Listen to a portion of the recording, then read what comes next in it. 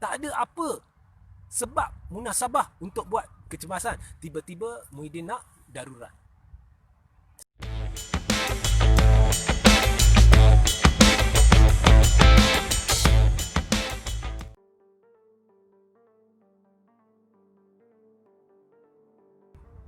Dulu kata tak perlu MCO sebab kerajaan akan buat pergerakan yang terkawal yang lebih ketat di kawasan-kawasan zon merah COVID. Dan kawasan-kawasan zon hijau atau zon kuning akan dipantau, zon hijau dia bebas bergerak bawah PKPP. Itu sebenarnya berjalan lancar. Itu sebenarnya terbaik. Dah mengaku terkawal, dah buat terbaik, dah ada undang-undang yang cukup untuk menangani COVID. Hospital tak sesak, tak ada laporan yang mengatakan hospital sesak atau kita berada dalam situasi kecemasan.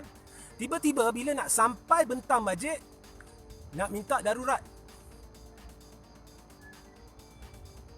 Bagi saya lah, hemat saya lah, ini juga sejenis salah guna kuasa oleh Muhyiddin. Dia guna apa-apa lubang dalam perlembagaan untuk cuba selamatkan diri. Tapi tuanku baginda tuanku bijaksana. Saya percaya dia akan melakukan terbaik. Kalau di isytihar darurat, ya, 6 bulan, tak semestinya Muhyiddin kembali sebagai Perdana Menteri. Muhyiddin sebenarnya ambil langkah terdesak lah. Tak malulah kalau dia tak balik pun sebagai Perdana Menteri, dia tak malulah. Sekarang korang faham mengapa Zahid buat gencatan politik? Semalam saya dah beritahu. Tiba-tiba nak buat gencatan politik. Kalau dulu COVID tak kisah. Tiba-tiba COVID jadi kepentingan nak buat gencatan politik, mengaku bahawa satu UMNO ni dah setuju buat gencatan politik. Zahid ni nak bohong siapa? Saya dah berulang kali kata UMNO dah pecah kepada tim A dan tim B. Tim A ni sekarang ni tak sampai 10 ahli parlimen atau 10 ahli parlimen sahaja. Semuanya kalangan ahli parlimen yang bermasalah. Sama ada kes dakwaan di mahkamah ataupun ada seorang tu dah disabit kesalahan, iaitu Datuk Seri Najib Tun Razak. Sudah pastilah mereka akan cakap apa saja. Malah Zahid sebagai Presiden UMNO, dia akan cakap apa saja. Oh, UMNO setuju gencatan politik.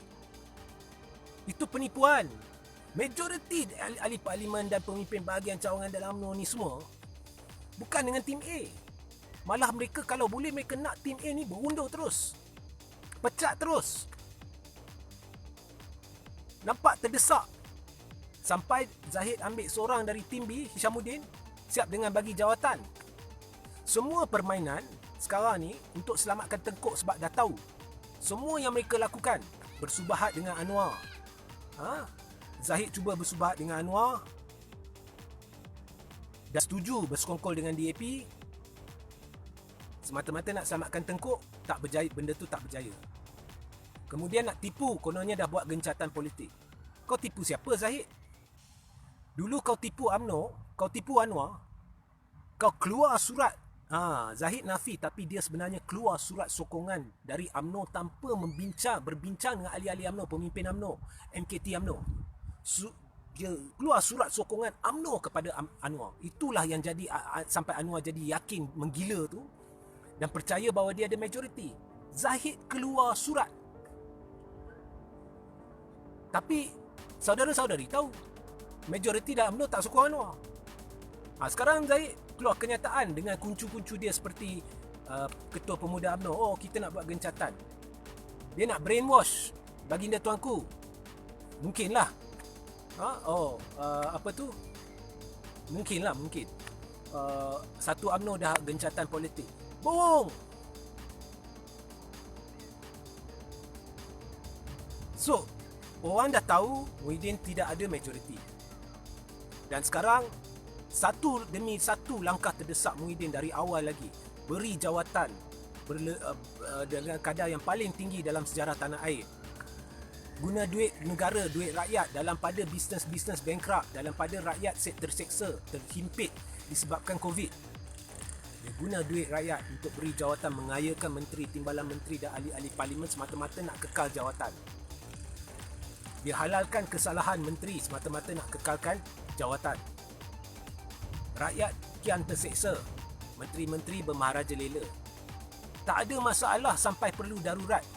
Kita tak ada kekangan apa-apa dari segi kebolehan kerajaan yang diakui oleh Muhyiddin sendiri bahawa keadaan terkawal. Hospital-hospital tak sesak sampai tak ada katil untuk pesakit-pesakit COVID yang tenat. Tak ada apa sebab munasabah untuk buat kecemasan. Tiba-tiba Muhyiddin nak darurat. Sebab apa? Nak bentang bajet. Kalau bajet kalah, Muhyiddin kena letak jawatan. Melainkan dia nasihatkan yang di-Pertuan Agong untuk bubar parlimen dan baginda tuanku setuju. Dia tahu kalau, dan itu pun kalau dia nasihatkan yang di-Pertuan Agong, katakan bajet dibentangkan, kemudian bajet tu tak lulus, jadi Muhyiddin dia tak nak letak, dia memang kena letak jawatan dari segi perlembagaan, tapi dia cuba nasihatkan yang di-Pertuan Agong untuk bubar parlimen, kemudian tiba-tiba baginda tuanku kata tak boleh, saya tak nak bubar lagi. Baginda tuanku ada hak dari segi perlembagaan untuk berbuat demikian. Dalam situasi itu, apa yang akan berlaku? Muhyiddin tidak boleh berfungsi sebagai Perdana Menteri. Sebab Muhyiddin terpaksa letak jawatan kalau undi bajet gagal. Jadi, kalau dia tak letak jawatan secara formal pun, boleh dianggap dia dah letak jawatan sebab kabinet dengan Muhyiddin tak boleh berfungsi. Jadi, saya dah terangkan semalam, baginda tuanku ada dua pilihan. Dia boleh lantik Perdana Menteri interim untuk lanjut menjadi Perdana Menteri sampai PRU baginda tuanku bubar parlimen, ataupun Perdana Menteri tetap dan kemudian parlimen dibubarkan pada tempoh penuh penggal parlimen ke-14 iaitu pada tahun 2023. Muhyiddin takut, dia tahu benda ni boleh berlaku. Okey, jadi dia sanggup gadaikan masa depan ekonomi negara atas alasan kita nak buat kecemasan darurat ekonomi, darurat kesihatan dan sebagainya, dan minta darurat.